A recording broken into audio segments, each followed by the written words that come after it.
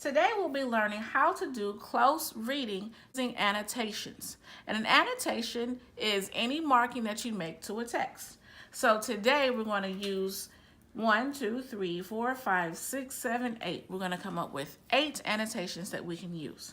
So let's say you're reading a text and you find a word that you don't know, or a word that you find to be interesting, or if you're reading a textbook and they've already put it in bold, a vocabulary word. What should you do? You should put a box around it. By boxing the word, that lets you know that this is a word that you want to come back to. You want to learn what it means.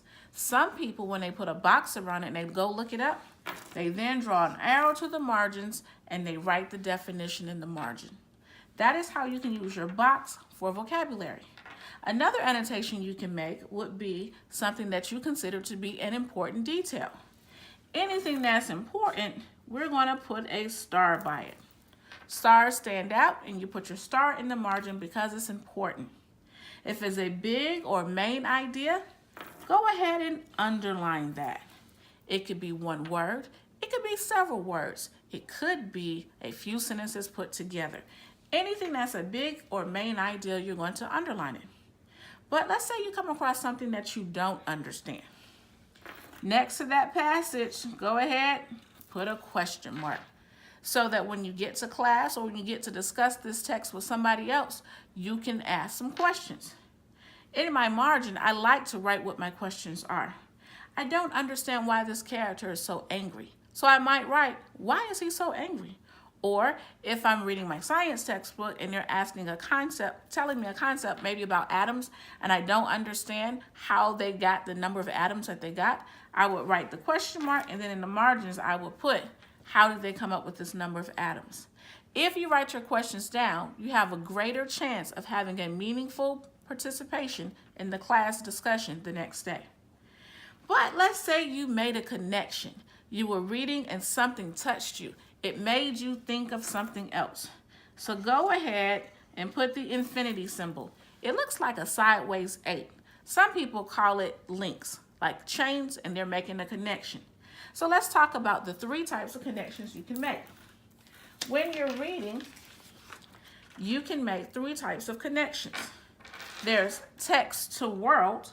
So there's something that you're reading about makes you think about something in the real world that is either happening in the present, the past, or it could possibly happen in the future just based on the way that the world is set up.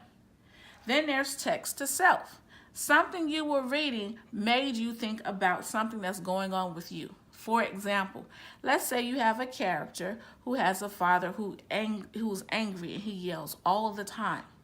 Well, that could be a text to self, because the way that character feels could be possibly the same way that you feel if you have a parent who yells all the time.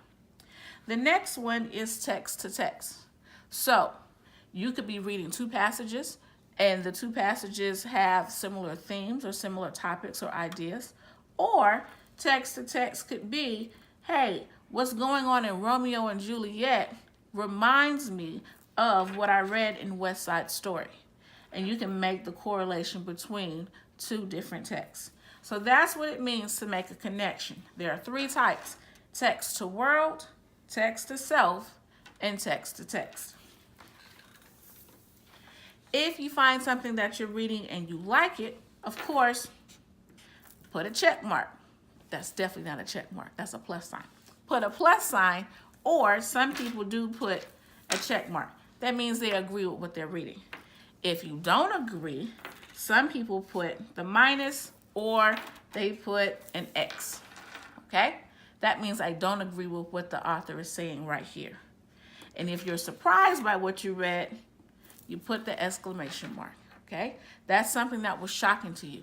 For example, you can be reading in your history class and you find out that there have been more slaves who never made it inside of the United States than actually the ones who were on the plantations. That could be shocking for you. So you would put the exclamation mark, I'm surprised. But in the margin, you want to say what was shocking. Like, this fact was shocking because I thought more slaves existed in the United States. But then you could say, I was surprised to know that millions of them died on the ships. That's if that is a true fact. I'm not sure. So that's how you use annotations for your reading. So let's stop on that.